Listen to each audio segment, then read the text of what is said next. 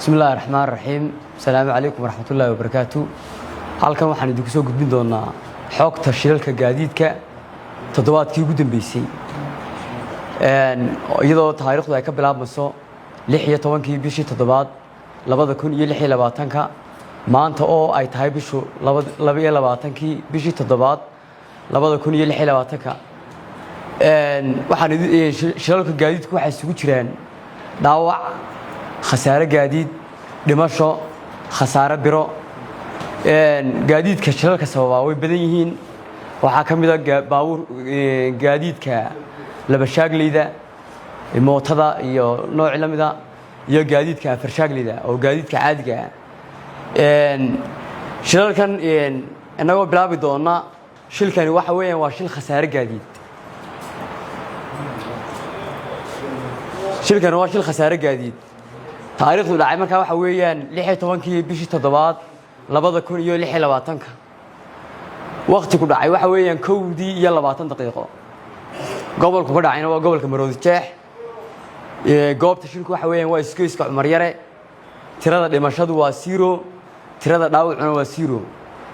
tirada gaadiidka isku dhacay markaa waa 2 tixraaca reference-ka BD waxa weeyaan 2893 gaadiidka lambaradoodu waxay kala yihiin gaariga koowaad waa Harrier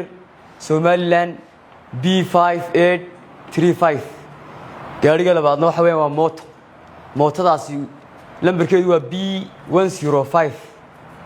shilka waxa sababay mas'uuliyad darro sababtay labada gaari waxay dhaafayeen baabuur kale dhaafayeen sidaas markaas ugu dhaceen waa markaa asbaabtii sababtay shilkaasi inuu dhaco halka waxa inooga muuqda sawiradii markaasi shilka gaadiidka halkan waxa weey waa fiidiyoogii oo dhameystiran oo isaguna cadeyna sida bismillaahir rahmaanir rahiim sidoo kale shilku waxay yeeshaan dhaawac bay yeeshaan shilkani waa shil dhaawac weeyaan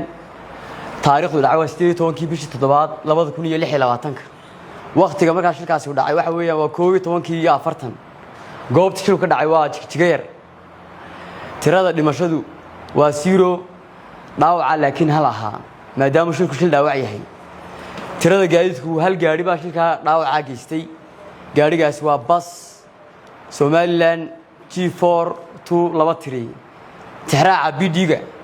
waa 1673 shilka waxa sababay xawaare waxa shilkaas oo cabiray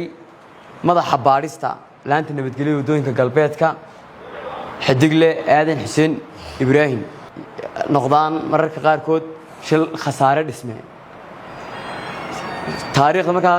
shilkaasi dhacay waxa weeyaan 18 bishii toddobaad 2026 taariikhdu dhacay ama waqtigu dhacay waxa weeyaan waa 10 oo biira goobta shilku ka dhacay waa Siinay dhimasho ma jirin shilka dhaawacna kama dhalan tirada gaadiidku laba ay ahaayeen BD-ga ama tixraaca waa 2928 labada gaari waxay kala ahaayeen mid iska roguha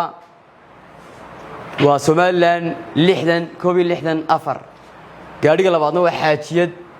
waa Y9279 iska rogada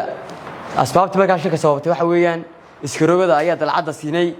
ka soo daandegtay faalowday xaajiyada oo taagan bay markaasi ay ku dhacday xaajiyada markaas suulibay gashay markaasi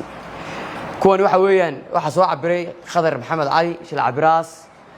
kuwan waxa weeyaan waa sawradii markaasi goobtii shilka iska rogadii iyo markaasi xaajiyadii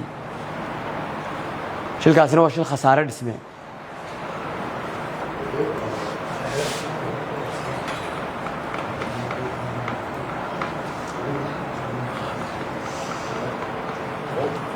بسم الله الرحمن الرحيم shilkana waa shil khasaare gaadiid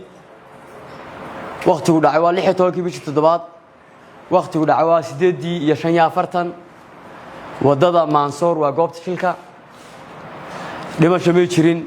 dhaawacna ma jirin tirada gaadiidku waa 2 labada gaari waxay kala ahaayeen waa Fitis Somaliland L1617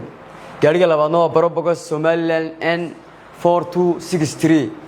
tixraaca ama BD-gu waa 1660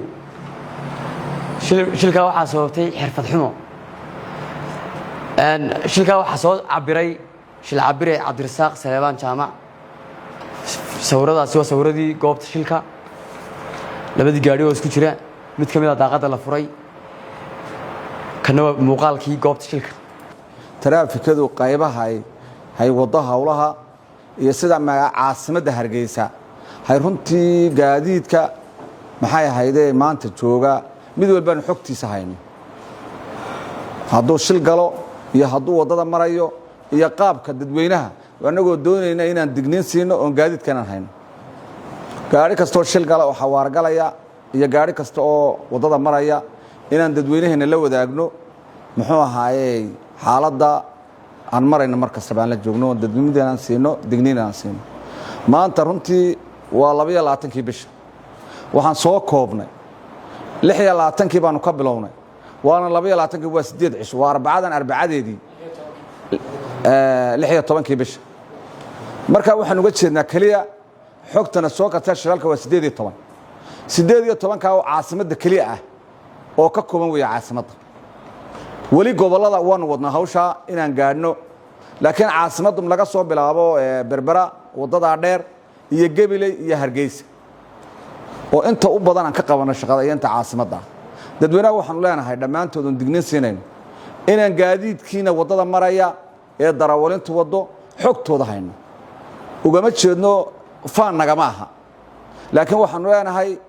gaari kasta iyo darawal kasta ee muxuu ahaa wadada marayo waxa halka ka dhacay inaan ku akhriyay oo sheegay nimanka ee tiidu sheegayeen gaariga dhamaantood shilka waxa keenay waa darawal xumo weey sababtoo oo dhan waxa wada ama habaaso ama muxuu ahaa ha xawaara ku sameeyo ama maxay wax baa sameeyo wax kasta oo ku yimaada halka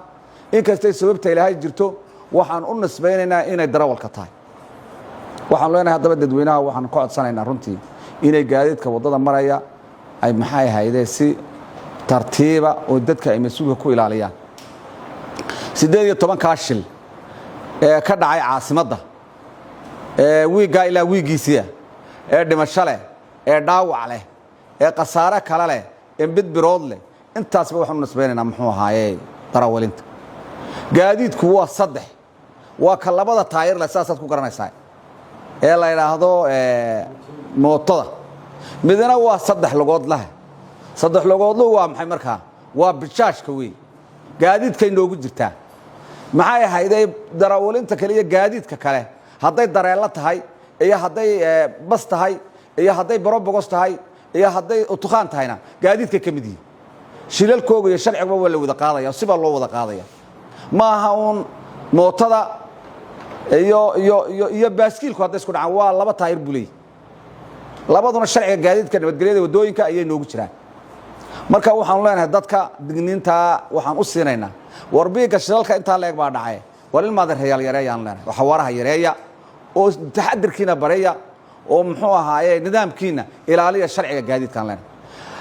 waxaan leenahay dadka waxaan ka codsanaynaa shirkadaha matalan basaska waaweyn iyo basaska yarba war aan tababaro oo sharciga ay tilmaano oo qofka waxa ku xun iyo waxa ku san ha kala garto hoolka dhan waxaan u furay oo taliyaha ciidanka biliiska jamhuuriyadda Soomaaliland ugu tala galay inaan wixii shuruuc noo dhaxaysa dadweynaha in lagu qaado intaana waan ni sheegaya qodobka kale aan ni sheegay waxa weeye maanta aan halkan ka sheegay war wadada dheer ee Berbera tagaysa waxa jirta muxuu ahaayay wadada halka waxa ka baxday dhirta waanu goyn doonaa wadadu xawaaraheega haddii aad ku soo gasho geedkii baa ka qabanay qofka geedkii baa ka qabanay dabeetana dhibaata ku dhacaysa halka xawaara dheerna wad ku socotaa waxaan leenahay iyagana marka bal dadin sameeyno